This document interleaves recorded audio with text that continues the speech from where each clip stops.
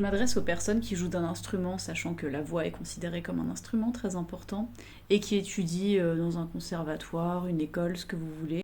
Est-ce que vous vous sentez pas un peu rouillé de reprendre les cours après potentiellement plusieurs semaines d'interruption avec les grandes vacances d'été? Bon, par ailleurs, après avoir bien vidé mon sac sur Sophie Enquête, je pose la question. Car la musique, évidemment, est considérée comme un art, comme chacun sait. Bon, pour ma part, je suis étudiante en chant lyrique, je suis mezzo-soprano. Avant, je jouais du piano, bah tiens, ça rime. Et cet été, par la force des choses, j'ai moins chanté puisque j'ai travaillé 3 semaines en séjour adapté. Et puis après, au mois d'août, je suis partie un peu à Berlin, un peu à Toulouse. Mais quand même, j'ai chanté, un minimum. En revanche, il y a d'autres mécanismes qui se sont un peu rouillés par la force des choses, mais bon, ne nous inquiétons pas, ça va revenir, puisque hier j'ai eu mon premier cours de déchiffrage de l'année, puisque dans mon cursus, j'ai du déchiffrage qui est inclus, j'avais sorti une vidéo sur le sujet. Mon Dieu, c'était difficile, c'était très difficile.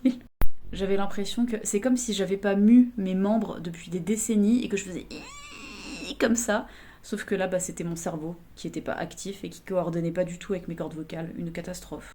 Enfin non, j'exagère, c'était pas non plus une catastrophe, mais c'était pas pour autant très coopératif, disons. Mais en tout cas, si ce cours avait eu lieu en plein milieu d'une année d'études, il est clair que je m'en serais mieux sortie. Et je me rappelle avant, quand je jouais du piano, puisque j'ai joué du piano jusqu'à mes 18 ans, je jouais assez peu l'été, en tout cas pendant un long moment je m'arrêtais, et après quand je revenais en cours, ça me faisait bizarre aussi, j'avais l'impression que mes mains ne m'appartenaient plus, que je maîtrisais plus rien. Presque un peu comme une forme de dissociation métaphorique. Mais en tout cas, si vous vous reconnaissez dans ce que je décris, il faut vraiment pas s'inquiéter, évidemment, hein, tous les élèves sont confrontés à ça. Les professeurs aussi ont l'habitude d'ailleurs. Et puis, bien sûr, dans l'idéal, la musique, ça se travaille tous les jours. Et d'ailleurs, vaut mieux en faire un peu tous les jours que travailler d'un coup, après ne pas y toucher, ne pas toucher à son instrument pendant plusieurs jours et y revenir.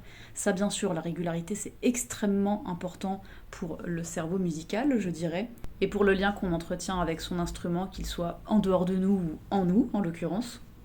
Et puis, bon, dans une certaine mesure et dans certains contextes, les pauses, ça peut être extrêmement salvateur pour l'apprentissage de la musique.